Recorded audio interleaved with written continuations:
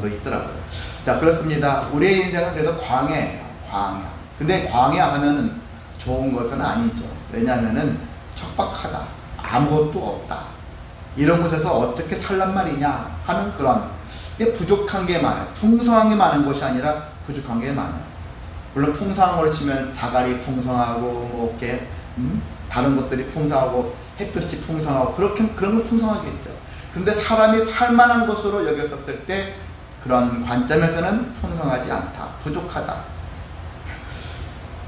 그래서 부족한 일들이 많아지면은 무엇이 발생하냐면 전쟁이 많아진다는 사실이거든요. 전쟁이 많습니다. 사람들이 전쟁을 하는 이유는 여러 가지가 있겠지만은 가장 기본적인 것은 부족하기 때문에 그것을 얻고자 다른 사람이 갖고 있는 것을 빼앗아서라도 내 것으로 삼아야지. 그것이 없으면 우리도 죽으니까 남의 것을 빼앗아서라도 내가 그것을 통해서 살아남기 위해서 전쟁을 치른다는 것입니다. 이것은 우리가 국가와 나라와 민족이 싸우는 것만 일어나는 현상이 전쟁이냐? 그렇지 않고 우리가 가정 안에서도 전쟁이 많이 일어나죠. 다툼이 많이 일어나는 이유는 뭘까요? 그 역시도 내가 뭔가 부족하기 때문에, 내가 뭔가 만족하지 못하니까 그 만족을 채우기 위해서 전쟁을 하는 것이라고 할 수 있습니다. 그런 것처럼 많은 사람들은 뭔가 만족하지 못한 상황들을 채우기 위해서 결국은 전쟁을 치른다. 근데 이 전쟁은 우리가 크게 두 가지로 나눌 수 있죠. 내적인 전쟁이 있고요, 외적인 전쟁. 누구나 다 알 수 있는 것들이에요. 내부의 전쟁, 내부의 적과 전쟁을 해야 하고요, 또 외부의 적과 전쟁을 해야 합니다. 여러분이 하루에도 수십 번, 수백 번 전쟁을 치르고 있을 거라고 생각이 들어요. 저도 하루에 제 마음속에서 얼마나 많은 전쟁을 치르고 있는지 모르겠습니다. 그냥 생각 같을 때는 이렇게 해버리고 싶은데 하지 말아야지 하면서 갈등하는 것도 하나의 전쟁의 징조라고 할 수 있는 부분인데, 그만큼 내적인 것과 외적인 이런 부분들이 우리에게는 항상 존재하고 있다는 것입니다. 그런데 성도로서 살아가는 자들은, 기독교인들은 모든 전쟁은 다 영적 전쟁이다 라는 관점에서 접근을 해야 합니다. 모든 일들은 다 영적 전쟁이다. 어떤 것은 영적 전쟁이고 어떤 것은 눈에 보여지는 현상들의 전쟁이다, 이렇게 구분할 필요가 없어요. 그냥 다 영적 전쟁이다. 부부싸움을 했다, 그것도 영적 전쟁이에요. 어떤 사람과 다른 사람과 어떤 사업적인 걸로 갈등이 생겼다, 그것도 영적 전쟁으로 접근해서 우리가 그것을 어떻게 흘러가는지를 볼 필요가 있는 것입니다. 누가요? 성도라면. 성도는 그런 관점에서 풀어가야 합니다. 왜 그런 관점이 필요한가? 제가 곰곰이 생각했었을 때 왜 모든 것들 다 영적 전쟁으로 봐야 할까? 성도는 결국은 전쟁에서 끝나는 것이 아니라 전쟁을 어떻게 입각해서 그걸 맞이해야 될 것이고 그걸 어떤 식으로 풀어나가야 될 것인가 했었을 때 영적 전쟁으로 우리가 그것을 치부해서 영적 전쟁으로 접근을 하게 되어지면은 문제를 해결받을 수 있는 길이 열리기 때문에 그렇다라고 할 수 있습니다. 우리가 영적 전쟁은 문제가 해결되어질 수 있거든요. 근데 어떤 사람들 관계를 보면은 저건 도대체 해결될 기미가 안 보여. 부부싸움이 한번 시작되어지면 끊임없이 죽을 때까지 서로 피 터지게 싸우듯이 그렇게 하는 사람도 있고요. 나라와 나라도 피 터지게 싸우듯이 하고 있잖아요. 서로가 한쪽이 죽어야지만이 해결될 것 같은 그런 모습들이 우리 주변에 많이 일어나고 있는데, 그런 것들을 영적 전쟁이다, 그렇게 접근해서 그 문제를 접근하게 되어지면은 모든 것들 다 풀려질 수 있는 그러한 해결점을 가지고 있다는 사실이거든요. 그래서 우리는 하여튼 모든 갈등, 모든 전쟁 다 영적 갈등이며 영적 전쟁이다 라는 관점에서 접근하기를 원합니다. 자, 그래서 오늘 말씀을 또 보겠습니다. 이스라엘 백성들이 출애굽을 한 이후로 지금까지 계속 어떤 전쟁을 치러왔어요. 지금까지 어떤 전쟁이냐면 내적 전쟁을 치러왔습니다. 먹을 것 때문에 먹을 것이 없어서 싸웠어요. 그리고 마실 것이 없어가지고 전쟁을 치렀어요. 내적인 전쟁을 치렀어요. 근데 내적인 전쟁을 치렀는데 이 사람들은 결과론적으로 이 전쟁에서 실패를 거듭했습니다. 왜 실패했느냐? 전쟁을 치른 결과가 원망이거든요. 원망과 불신이에요. 모세를 원망했고 하나님을 원망했고, 모세를 불신했고 또 하나님을 불신하는 모습을 보였다는 사실입니다. 그래서 내적 전쟁도 전쟁은 많이 치르는데 과연 나는 전쟁에서 승리했는가 실패했는가? 누군가를 짓눌러놔야지 승리한 게 아니거든요. 하나님 뜻대로 선으로 갚았는가? 그게 승리한 것인데, 많은 사람들은 내가 저 사람을 짓밟아야지만이 승리했다라고 착각한다는 것이거든요. 그래서 우리는 그런 것이 승리가 아니라 진정한 승리는 정말 하나님의 말씀대로 악을 선으로 갚았는가? 마땅히 물이 없죠. 먹을 것이 없죠. 솔직히 원망할 상황이 되어지잖아요. 일반적으로 원망하게 되어집니다. 그런데도 불구하고 원망하지 않고 이것을 믿음으로 고백하는 삶을 살아가고 있는가? 욥기가 왜 있습니까?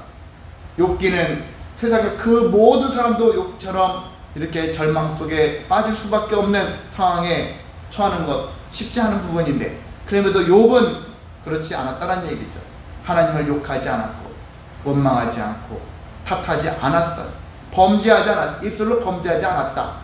그렇게 교훈을 주기 위해서 욥기가 쓰여졌지 않습니까? 괜히 쓰여진 게 아니에요. 우리에게 교훈이 되라고. 너희도 욥같이는 욥처럼 그렇게 힘들지는 않았겠지만 그래도 너희도 힘들긴 힘들겠지. 힘들다 할지라도 그럼에도 불구하고 하나님을 원망하고 하나님 불신하는 그런 행위와 그런 말들은 하지 않았으면 좋겠다. 그것이 비정상적이 보일지라도 우리가 비정상적인 일들을 해야 하는 것입니다. 오늘 오면서도 전사님이 우리 이런 얘기 저런 얘기 하셨는데, 그래 이렇게 해야 돼 저렇게 해야 되는데, 맞아요. 전사님 말씀처럼 그게 맞아요. 근데 이 세상은요 그렇게 하지 않는 게 오히려 이렇게 정상처럼 보여지는 거예요. 원망하고 욕심부리고 하는 게 정상처럼 보여져요. 이게 정상이 아닌데, 정말 우리는 말씀대로 그렇게 하지 않아야 되는데, 이게 제대로 된 정상이어야 되는데 그렇지 못한 경우가 너무나도 많다라는 사실입니다. 그런 것처럼 그럼에도 불구하고 저와 여러분은 우리가 내적 전쟁에서 실패하지 않는 인생 되어지기를 소망합니다. 원망, 불신 막 튀어나올 수밖에 없어요. 저도 하루 수없이 튀어나올 수 있는 상황과 환경이 놓여져 있는데, 그럼에도 그것보다는 하나님의 뜻대로 정말 선을 자꾸 드러낼 수 있는 삶의 길로 택할 수 있는 은혜가 있기를 소망합니다. 자, 근데 우리는 이 내적 전쟁에서 실패했으니까 마음적으로 여러 가지로 힘들 거예요. 그런데 하나님께서는 그럼에도 불구하고 은혜를 베풀어 주시는 분이다. 이들이 먹을 것 때문에, 마실 것 때문에 원망과 불신했지만 결국 하나님께서 채워주셨잖아요. 하나님께서 은혜를 베풀어 주십니다.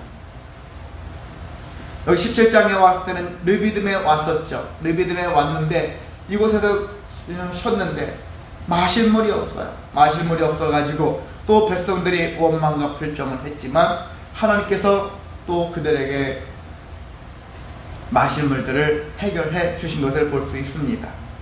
근데 우리가 하나님이 해결해 주셨으니까 해결해 주셨네, 그걸로 흔히 먹튀라고 하죠. 먹고 튄다고. 먹튀하면 안 되는 거예요. 하나님이 이렇게 해결해 주시는구나. 그래서 하나님이 해결해 주실 때마다 우리는 더 겸손해지고 더 낮아져서, 그래 하나님이 모든 문제를 해결해 주시는 분이구나, 이런 사실들을 기억하셔서 하나님 앞에서 하나님께 영광 돌리는 모습으로 우리가 나아가야 하는데 그러지 못하다는 거예요. 다음에 또 원망할 거리가 생기면 당연히 원망해야지, 당연히 불신해야지. 우리는 그것이 당연한 것처럼 살아가고 있는 것이 우리의 모습인데, 이제 좀 교훈을 얻었다면 전보다는 나아진 모습으로 원망과 불평과 불신이 입 밖에 막 나가고 싶어도 애써 참아낼 수 있는 모습들이 우리에게 좀 더 필요하다고 볼 수 있습니다. 그래서 우리는 광야 생활을 해야 되잖아요. 앞으로 죽을 때까지 원망할 수 있는, 불평할 수 있는, 불신할 수 있는 상황들이 끊임없이 이어질 수밖에 없어요. 부부 생활하면 그 누구보다 많이 싸웁니다. 싸우는데 끝까지 싸울 수밖에 없는 환경이지만 전보다 나아져야 되잖아요. 계속해서 같은 거 가지고 반복되어져서 똑같이 이러한 원망, 불신하는 모습들이 반복되어지는 것은 정말 하나님이 기뻐하시는 모습은 결코 이루어지지 않습니다.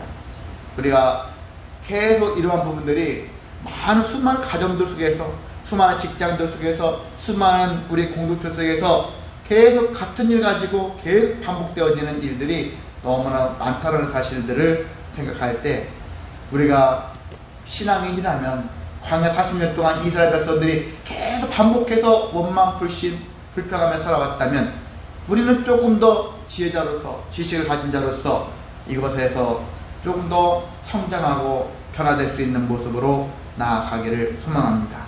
예, 그렇습니다. 내적인 문제가 계속해서 내적인 문제로 가지고 지금까지 접근했는데, 오늘 말씀 9절부터 8절에 있는 말씀 보면은 갑자기 다른 민족이 불쑥 들어와요. 누구에게? 이스라엘 민족 속에 불쑥 하나 껴들어오는데 그 민족이 아말렉이었다는 것입니다. 아말렉의 공격을 받았어요. 갑자기 공격을 받았습니다. 근데 이 아말렉 족속은 어떤 족속이냐면은 에서, 잘 아시죠? 야곱의 형 에서의 13대 후손이라는 거예요. 아주 13대니까 후손하니까 아주 먼 친척이에요. 언뜻 보면 먼 친척인데 나중에 13대까지 가면은 그냥 남이에요. 우리도 뭐 3대, 4대만 가도 뭐 남이 되잖아요. 여러분은 지금 8촌, 뭐 16촌 가면은 아십니까? 누군지 모르잖아요. 13대면 더 모르죠. 아예 남이라고 볼 수 있는데, 이 13대 후손인 아말렉 족속들이 이스라엘 백성들을 공격을 했어요. 그래서 학자들은 왜 공격을 했을까 생각을 했었을 때, 르비딤이, 이 사람들은 대체적으로 이 지역이 다 광야 지역이니까 항상 물 부족이 염려가 된 거예요. 물이 부족하다. 근데 르비딤에 지금 무슨 현상이 발생했습니까? 물이 생겼잖아요. 하나님께서 은혜를 베푸셔서 물이 생겼어요. 반석에도 물이 나오기 시작했어요. 그러니까 그 물을 차지해야 되지 않겠습니까? 아말렉 입장에서는 그를 차지하기 위해서 공격을 했다라고 볼 수 있는 것이며, 왜 지금 공격했을까?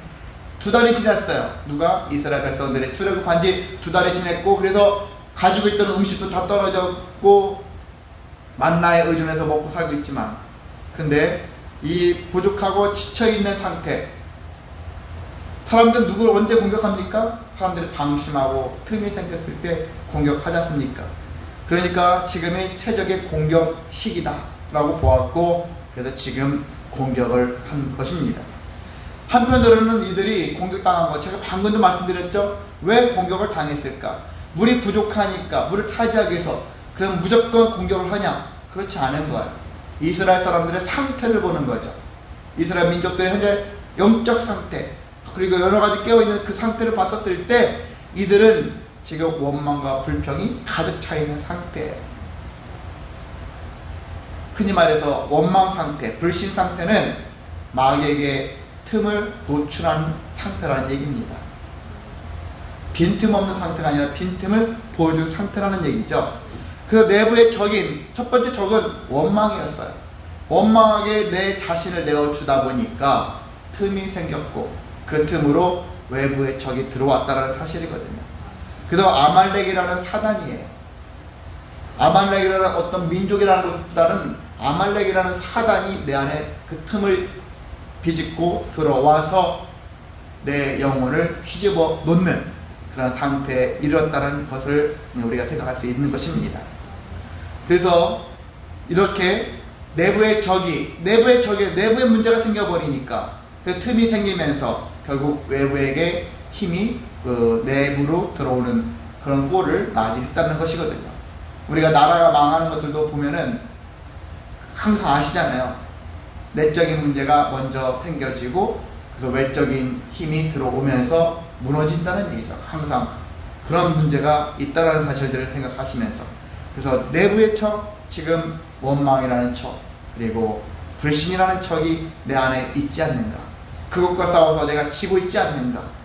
지기 시작하면 우리는 그 다음부터는 외부의 적으로부터 어떠한 자유를 다 빼앗기고 그들의 힘에 이리 치이고 저리 치이는, 본격적으로 망하는 길로 갈 수밖에 없는 삶의 모습으로 갈 수 있다는 사실들을 기억해야 하는 것입니다. 자, 그런 상황에서 모세는 어떤 선택을 했을까? 모세는 아말렉과 싸우자 라는 그런 주의로 나가고 있습니다. 아말렉과 전쟁을 해야 되겠다. 왜? 이건 영적 전쟁이니까. 사탄의 세력이 들어왔다 라고 생각하니까. 우리 믿음의 공동체 안에 사탄의 세력이 들어왔어. 물론 우리가 틈을 보였기 때문에 들어왔지만 이것을 외부의 적과도 싸움으로 인해서 먼저 막고 또 내부의 적을 단속하고 관리하는 여러 복잡한 일들을 모세가 과제물로 갖고 있는데, 이것을 어떻게 영적 전쟁을 지금 대처하고 있는지 모세는 먼저 여호수아에게 얘기를 합니다. 여호수아에게 처음 등장하잖아요. 근데 여호수아에게 등장하는데, 이 여호수아에게 너는 사람들을 택해서 아말렉과 실제 나가서 전투하라는 거야. 전쟁터에 나가서 그들과 싸워라. 그렇게 얘기를 합니다. 그리고 나는 무엇을 하겠냐? 넌 싸워라, 나는 지켜볼게. 그게 아니라 나는 산에 올라가서, 산 꼭대기에 올라가서 모세의 지팡이를 붙잡고, 그래서 산의 꼭대기에 올라가서 두 팔을 높이 들고서 외치겠다.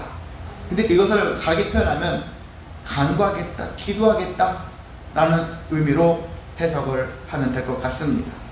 한마디로 나는 그냥 기도하겠다. 나는 하나님께 부르짖겠다. 어떤 기도를 할 것인가? 우리를 이기게 해 주시옵소서 하겠죠. 이겨야 되니까. 근데 어떻게 하면 이길 수 있을까? 하나님, 우리 편이 되어 주십시오 라고 기도했을지도 모르겠어요. 근데 우리가 조금 더 생각해 보면은, 우리가 더 하나님의 뜻에 맞는 기도를 할 때는 하나님, 우리 편이 되어 주십시오가 아니라 하나님, 제가 하나님 편이 되겠습니다. 이게 맞는 거거든요. 여러분이 일본하고 우리나라가 싸울 때 많이 월드컵 해가지고 경기를 많이 축구를 했는데 우리도 막 이기게 해주세요 기도를 한다고. 교회에서 막 와가지고 기도를 해요. 많은 사람들이 이기게 해달라고 기도하는 분들도 있어요, 정말. 근데 일본 쪽에서 있는 많은 성도들이 있다고 쳐봐요. 그들도 하나님 믿는 자들이, 하나님, 우리 일본이 이기게 해주세요. 그럼 하나님이 저 어떻게, 어느 편 들어주셔야 되겠습니까? 더 많이 기도한 팀을 들어주면 됩니까? 그건 아니잖아요. 그런 관점에서. 그건 누가 더 이겨야 되느냐? 하나님 편에 서 있는 팀이 이겨야 되겠죠. 하나님 편. 누가 더 하나님의 뜻에 맞게, 누가 하나님 편에 서야 되는 그런 관점에서 우리가 이해하면 될 것 같습니다. 그래서 우리가 기도할 때는 어떤 기도하느냐? 항상 하나님 뜻에 맞게끔 제가 살겠습니다. 하나님의 마음에 들어야 되지 않습니까? 다윗 집안이 북이스라엘과 달리 그 집안은 왕조가 바뀌지 않았어요. 끝날 망할 때까지 왕조가 쿠데타가 일어나지 않았어요. 끝까지 갔어요. 왜 갔을까? 하나님이 나중에 보면은 다윗이 내 마음에 합한 자가 되었기 때문이다 라고 하고 있어요. 내 마음에 합한 자다. 그 얘기는 뭡니까? 다윗이 하나님 마음에 들겠다는 얘기예요. 근데 성도로서 살아가는 우리는 어떻게 합니까? 하나님, 내 마음에 들게 좀 해주세요. 하나님의 하나님 계획, 하나님이 하시는, 베풀고자 하시는 거 제 마음에 들게 해주셔요. 이렇게 하지 않습니까? 제가 원하는 거 주세요. 이렇게 하는 것이 우리들의 모습인데, 그게 아니라 우리가 기도할 때는 하나님, 제 마음에 드는 걸 주시지 말고요, 하나님이 주시고자 하는 거 주세요. 하나님의 뜻을 이루어 주십시오. 저를 통해서 이루어 주시기를 원합니다. 이러한 고백이 절대적으로 필요합니다. 그래서 저 사람은 정말 신앙인으로서 성숙한 자인가, 현숙한 신앙을 가지고 있는 자인가, 그것을 알 수 있을 때는 이렇게 편협하고 그리고 왜곡된 신앙의 관점으로 부러지는 것이 아니라 하나님의 마음에 합한 자로서의 하나님 편에 서고자 몸부림치는 자의 이 강구를 하는 거에 따라서 그 사람이 참 성숙하구나, 이런 것들을 우리는 발견할 수가 있습니다. 저와 여러분 그런 기도를 하시길 원합니다. 기도하실 때마다 이것 좀 해결해 주세요, 저것 좀 해결해 주세요, 내 마음대로 내 마음에 들게 해주세요. 그런 기도를 가능하면 우리가 조금은 줄이시고 하나님의 뜻에 합당한 그런 기도를 행하시기를 소망합니다. 예, 이렇게 모세의 말대로 여호수아는 나가서 아말렉과 싸웠습니다. 그리고 모세는 두 팔을 들고 하는데 그 노인네가 두 팔을 들고 얼마큼 하겠습니까? 두 팔을 들고 하는데 근데 어떤 문제가 생겨지냐면은 모세가 막 올라가서 두 팔을 들고 있는 동안에는 여호수아와 아말렉과의 전투에서 여호수아가 이기는 거예요. 우리 편이 이기는 거예요. 근데 두 팔이 떨어지면서 내려오면 또 아말렉이 이기는 거예요. 그것을 모세와 함께 따라갔던 사람들이 있었죠. 아론 그리고 훌이라는 사람이에요. 아론은 알겠는데 모세 형이니까. 근데 훌은 누군가 했더니 갈렙과 에브라시라는 사람 사이에서 태어난 아들이에요. 그리고 나중에 후에 성막을 만들 때 성막을 만든 사람 두 사람이 있었어요. 그 중에 한 사람이 부살렐이라는 사람이 있었어요. 부살렐의 할아버지가 되는 사람인데 부살렐 나중에 손자가 유명한 손자가 나오는데 부살렐의 할아버지 조부가 된 사람인데 이 아론과 훌이 모세 옆에서 모세 팔을 거들어요. 같이 지지대 역할을 해줍니다. 근데 계속 해줄 수는 없으니까 나중에는 모세 양쪽에 돌을 딱 놓아가지고 돌을 그대로 버티게 했고 그래서 계속해서 해가 질 때까지 전쟁을 치렀는데 최후 승리는 누구 거다? 여호수아에게 최후 승리가 돌아갔다는 것입니다. 자, 이 과정도 단순히 눈으로 보였을 때는 일반 전투지만 이 모든 것들은 영적 전쟁이었다. 영적 전쟁에서 필요했던 것은 무엇이었을까? 모세가 기도하는 것, 간구하는 것이었겠죠. 승리하기를. 그런데 그 간구에 그 안에 진실로 들어간다면은 어떤 것이었을까? 기도하는 것인데 믿음의 기도였다는 것이거든요. 하나님께서 이기게 하실 것이라는 믿음의 기도. 그 다음 하나님 편에만 서면 된다라는 사실들을 고백하는 것. 이것이 영적 전쟁에서 이길 수 있는 비결이었다는 사실이거든요. 그리고 여러분도 남편과 아내와 싸우고 부모와 자식 간에 싸우고 또 형제와 싸우고 여러 수많은 사람들과 싸웠을 때 이런 것들을 생각해서 내가 어떻게 접근을 해야 될 것인가를 고민하시기 원합니다. 그들처럼 똑같이 맞상대해서 싸우면은 우리는 성도로서 결국은 진 거예요. 맞상대할 때부터 우리는 지기 시작한 거예요. 그런데 하나님의 방식을 차용해서 영적 전쟁이구나. 그래, 내가 기도하는 자로서 어떻게 기도할까? 하나님이 어떻게 나에게 말씀하시고 이 문제를 풀어가게 하실까? 이런 접근을 통해서 우리가 나아가게 되어지면 하나님께서 문제가 쉽게 풀려질 수 있거든요. 왜 내가 먼저 해야 됩니까? 많은 사람들이 그렇게 따져요. 왜 내가 먼저 화해를 시도해야 되죠? 많은 사람들이 그렇게 하면서 안 하려고 합니다. 저 사람도 문제예요. 그렇게 하지만 많은 사람들이 착각한다는 것은 자기가 한 것은 작다고 여기고 저 사람이 한 것은 엄청 크게 잘못했다고 생각하는 것이 일반적인 사람들의 모습이라고 합니다. 왜? 자기 것은 자꾸 축소하려고 해요. 상대방 것은 자꾸 눈덩이처럼 키워가지고 판을 키워서 저 사람은 큰 문제다라고 생각하는 것이 우리들의 속성이라고 할 수 있습니다. 그런데 나도 저 사람 못지않게 큰 잘못을 하고 있구나. 이런 마음을 가진다면은 우리가 충분히 영적 전쟁에서 해결을 볼 수 있습니다. 특별히 그냥 나의 그 의지와 나의 능력과 나의 힘으로는 안 돼요. 결코 시도를 하지 않습니다. 근데 하나님께서 내가 너에게 은혜를 줄 테니까 그 은혜를 따라서 능히 영적 전쟁에서 이겨라. 그 영적 전쟁에서 이길 수 있는 가장 큰 비결은 내 안에 있는 적으로부터 내가 먼저 이기는 거예요. 이기기 시작하면은 외부에 있는 그 모든 것들로부터 우리가 이길 수 있는 은혜가 있습니다. 우리는 내적인 것에서 지면서 외부의 적으로부터는 이기려고 하는 그런 버릇이 있거든요.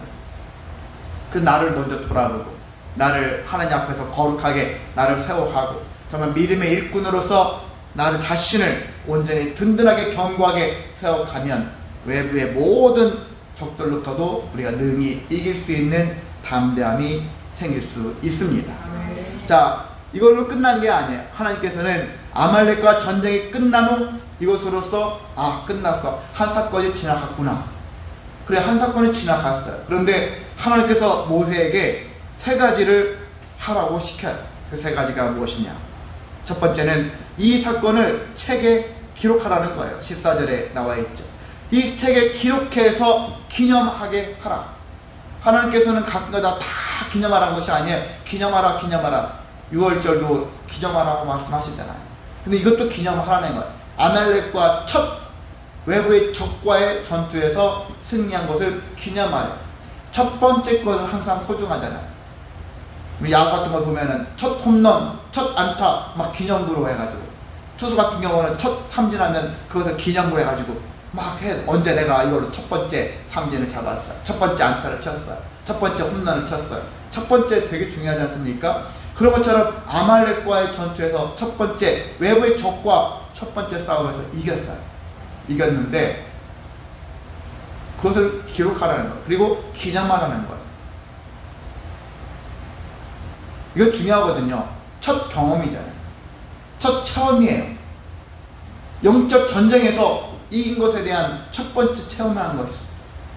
체험들은, 그래서 신앙인들은 첫 번째가 두 번째가 되고 세 번째도 계속해서 쌓여지면 쌓여질수록 나중에는 우리가 이제 알게 되어져요. 어떤 문제가 생길 때마다, 전쟁을 치러야 될 때마다, 그래 내가 지난번에 그렇게 전투를 치렀지, 영적 전쟁을 그렇게 해서 했더니 이겼었어. 그리고 이번에도 그런 관점에서 내가 출발을 해야 되겠구나.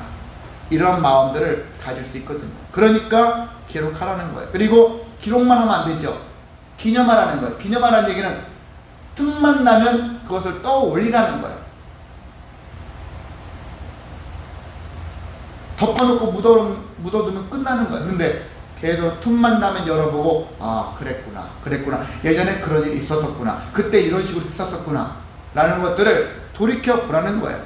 그런데 여기 책을 기록해서 기념하라겠는데, 우리가 잘나서 이겼구나, 그걸 기념하라는 의미였을까요? 아니겠죠? 이 승리에는 하나님께서 역사하셨기 때문에 이런 일이 생겼다는 사실들을 기록하라는 거예요. 결국은 하나님이 하신 일입니다. 하나님이 승리하게 하셨습니다 라는 것을 기록해가지고 나중에도 어떤 일에 승리하고 싶을 때 하나님께 나아가라는 거예요. 하나님 편에 서라는 이야기입니다. 그런 마음을 가지고서 나중에 모든 영적 전쟁에서 그런 관점에서 출발해야 한다는 것들을 기록으로 남기라는 사실이거든요. 그리고 두 번째는 이 사건을 여호수아의 귀에 외워 들리라. 여호수아의 귀에 들리라. 여호수아의 귀에. 이제 장차 후에 모세 후임이 누구예요? 여호수아지 않습니까? 그리고 여호수아의 귀에 왜 들려야 되는가?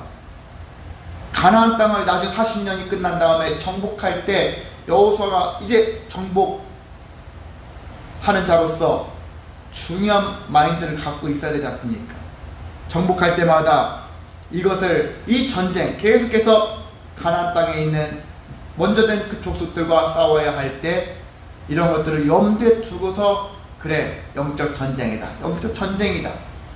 모세가 임한 것 같이 여호수아도 모세와 같은 마음을 가지고, 믿음의 마음을 가지고서 가나안 정복을 해야 한다는 사실들을 여호수아가 알아야 되잖아요. 모세는 그랬는데 여호수아는 그건 모세고요, 저는 접니다, 제 방식대로 하겠습니다 해버리면 소용없잖아요. 방식은 똑같아야 된다.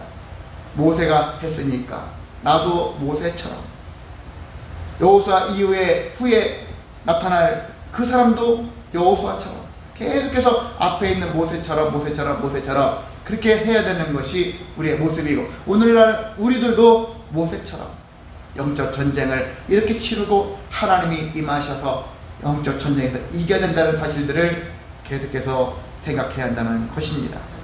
자, 우리는 계속해서 이것이 가능할 수 있던 이유는 하나님께서 그랬어요. 여호와께서 맹세하셔서, 하나님이 우리한테 그냥 약속하신다는 것이 아니라 맹세하신대요. 또 강한 어조죠.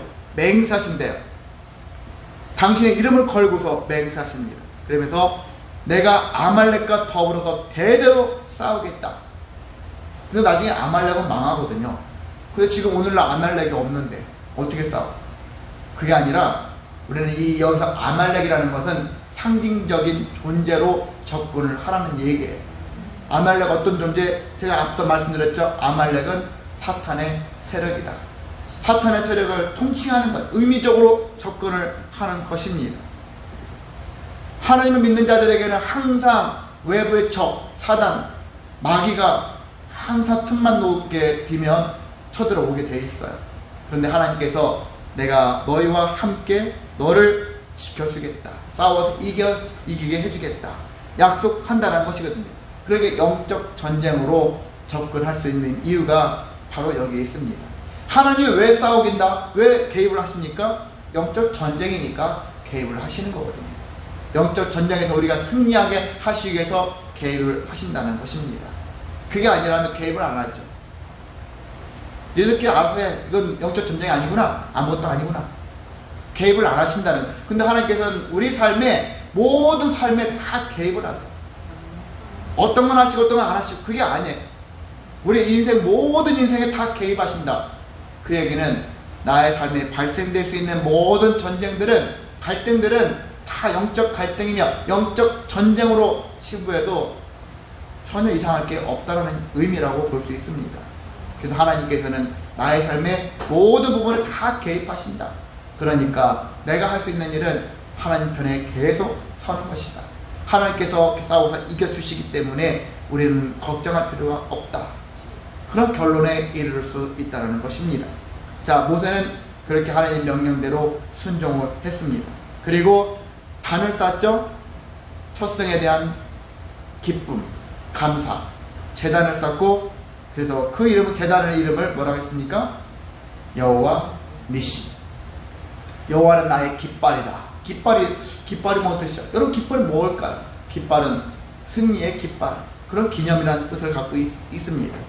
자, 그렇게 해서 우리가 이렇게 했더니 승리하게 되었더라 라는 것을 오늘 말씀에서 보여주고 있는 것입니다. 그래서 우리가 할 일은 무엇이냐? 이 광야에 우리는 길을 계속 가야 돼요. 광야의 삶을 계속 살아야 됩니다. 힘들다고, 지금 피곤하다고, 그렇다고 또 여러가지 원치 않는 일, 많은 것들 부족하다고 미래 포기하지 말고 끝까지 나아가야 합니다.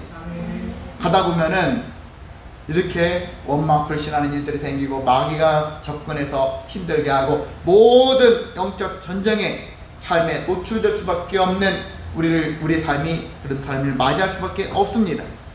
그럼에도 불구하고 우리는 그 영적 전쟁을 회피하지 마시고 능히 담대하게 나아갈 필요가 있는 것은, 하나님께서 우리에게 믿음을 주셨기 때문에 그 믿음을 무기로 삼아서 나아가야 합니다. 마귀가 제일 무서워하는 것이 다른 게 아니에요. 믿음이에요. 하나님에 대한, 성령님에 대한 절대적인 믿음이 있으면 우리는 능히 이길 수가 있습니다. 그래서 성경에서는 우리에게 계속 강조합니다. 믿기만 하라. 믿기만 하라. 예수님도 수많은 사람들을 병 고치고 귀신 쫓아내시고 기적을 일으키셨을 때 하신 말씀이 뭡니까? 두려워하지 말고 믿기만 하라. 그렇게 말씀하지 않습니까? 그 믿음이 필요할 때입니다. 우리에게 무엇이 부족한가? 다른 게 부족한 게 아니라 믿음이 부족하다. 그래서 우리가 정말 여호와 니시 하나님을 경험하고 싶다면 믿음의 성장을 위해서 몸부림치는 저와 여러분 되시기를 원합니다. 믿음의 성장이 이루어질수록 우리는 승리하는 일이 많아지고, 나의 승리가 아니라 하나님의 승리가 되어지고, 그래서 모두가 화평을 이루고 모두가 샬롬의 하나님을 체험할 수 있고, 모두가 회복되어지는 라파의 하나님을 또 만날 수 있는 은혜가 있고, 하나님께서 모든 것들을 예배해 주신 여호와 일의 하나님을 만날 수 있습니다. 그러한 은혜를 체험하며 하나님께 영광 돌리며 살아가는 저와 여러분 되시기를 주님의 이름으로 소망하고 축복합니다. 사랑 많으신 하나님 아버지, 감사를 드립니다.